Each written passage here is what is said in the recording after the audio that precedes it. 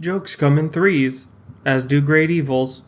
Emperor Sutoku is a special case in Japanese myth, because he's also one of the three great Onryo, vengeful spirits, alongside Taira no Masakado and Sugiwara no Michizane. Born Akihiko Sutoku, the eldest son of Emperor Toba, that name should sound mildly familiar. It was an open secret that Akihito was actually the child of Emperor Shirakawa.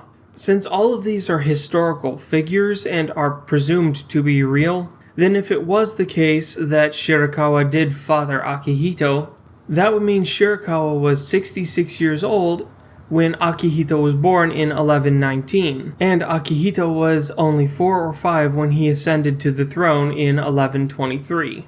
But Akihito's father hated him, constantly calling him a bastard, which would be grammatically correct, but still kind of cruel to do to a kid. It's not like he chose to be born out of wedlock. But his bio-dad, Shirakawa, was the former emperor and still held considerable power and influence even in his retirement. So when Akihito was 4 or 5 and Toba was 21, Shirakawa forced Toba into retirement and Akihito became the new emperor. Shirakawa would eventually pass at the age of 76 in 1229, and this was the opportunity Toba was waiting for to orchestrate his trap against the now emperor Sutoku, who would be 10 or 11 years old at this point. Toba had managed to convince Sutoku that the cloistered life of a retired emperor was actually much better than being the head of state. He suggested Sutoku adopt his son Narihito so he could retire, and in 1142 he did just that. Toba oversaw the process and made absolutely sure to record that Shirakawa was retiring and passing the throne to Narihito instead of Sutoku's own son.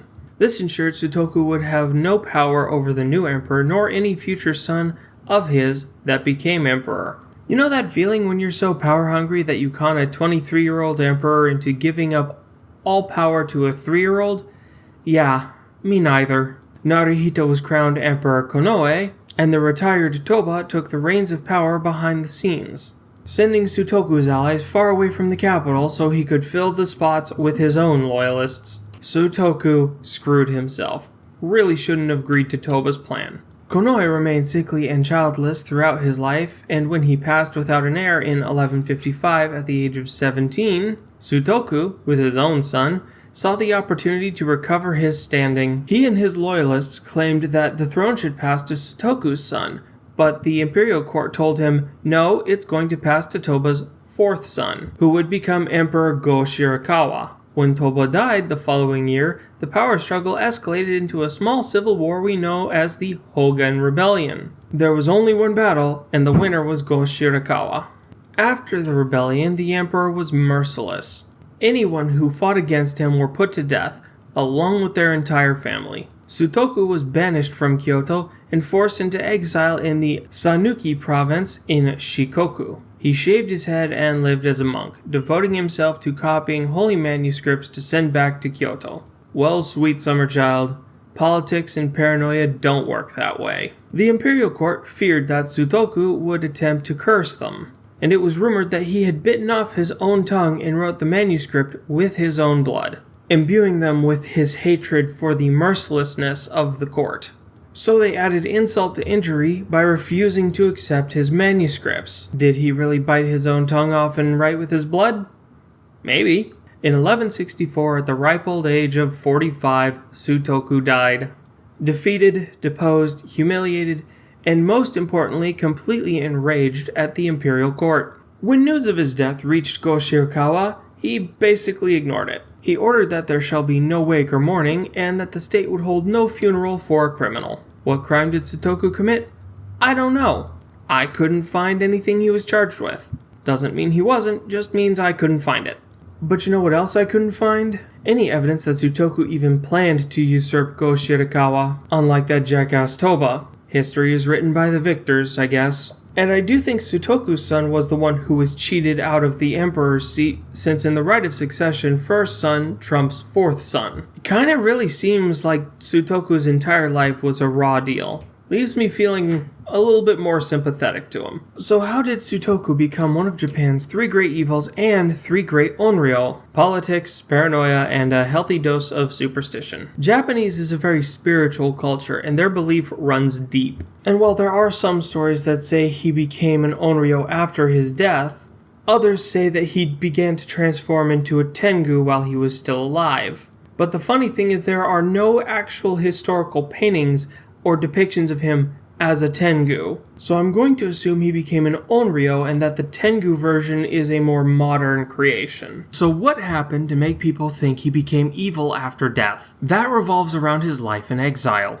Legends say that Sutoku did not take very kindly to having his manuscripts rejected. In his rage, he bit his tongue and wrote the manuscripts with his blood, praying, "I will become an evil spirit in Japan and change emperors into ordinary people and ordinary people into emperors. And I will pray for this manuscript to be used for evil." Some even say his hair and nails grew to resemble a yaksha, which is usually a benevolent nature spirit from Hindu and Buddhist faith. But rumor of a curse circulated because of the way he died.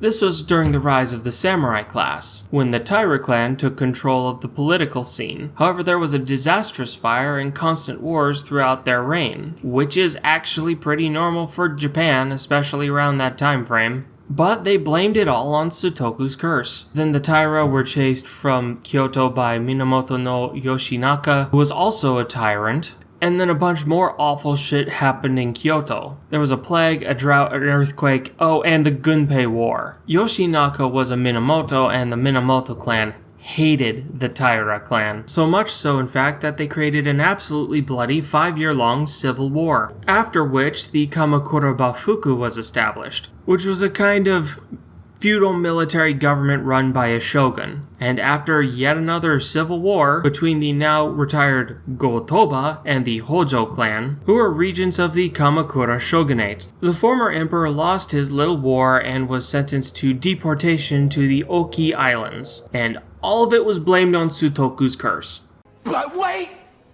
There's more! Some legends say that Sutoku's spirit protects the whole Shikoku area. The former emperor Tsuchimikado, great-grandchild of Go Shirakawa, was sentenced to deportation to Tosa after the Jokyu War, and when he passed by Sutoku's mausoleum, he played a biwa to calm Sutoku's spirit. Later, Tsuchimikado had a dream of Sutoku, where he promised he would protect his family. Following this dream, his child Gosaga succeeded the imperial throne with the recommendation of Kamakura, Hosokawa Yoriyuki becoming a guard for Shikoku, and began to pray to the spirit of Sutoku for success in governing, which led to Sutoku being worshipped by the Hoshikawa clan as a guardian spirit. In 1868, Sutoku's remains were returned to the capital of Kyoto and enshrined in the Shiramine Shrine, officially establishing him as a kind of god. And every now and then you might hear someone attribute something to the spirit of Sutoku.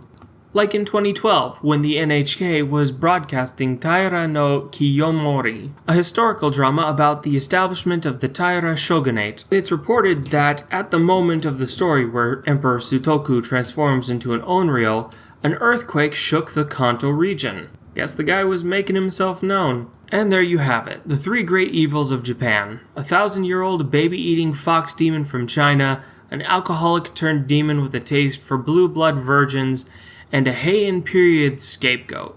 Something goes wrong, blame it on Sutoku's curse. But where do these stories actually come from? Well, they are written in the Otogi Zoshi, a collection of 350 monogatari, traditional Japanese literature that is extended prose narrative tales compared to an epic novel. But where tales like Genji or Heikei Monogatari come from the Heian and Kamakura period, with authors comprised entirely of aristocracy, the Otogi Zoshi was written mostly in the Muromachi period, and the authors, while uncredited, consist of not just aristocrats, but Buddhist monks, hermits, and even educated samurai.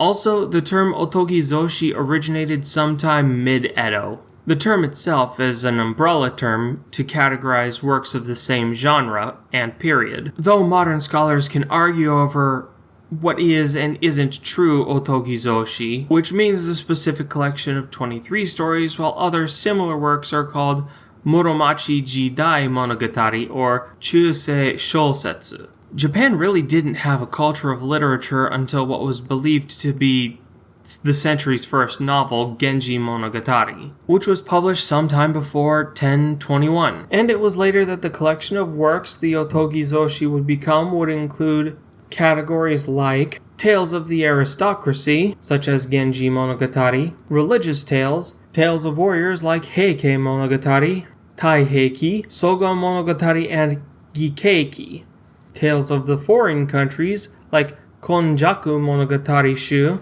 which is stories from India, China, and Japan, and the most well-known tales being legends and folklore such as yokai stories, Isunboshi, the inch-tall boy. If you've ever played the game Okami, that's where a lot of the stories that are integrated into the game come from. And I definitely recommend reading Genji Monogatari. It's an incredible look at the life of Heian period nobility.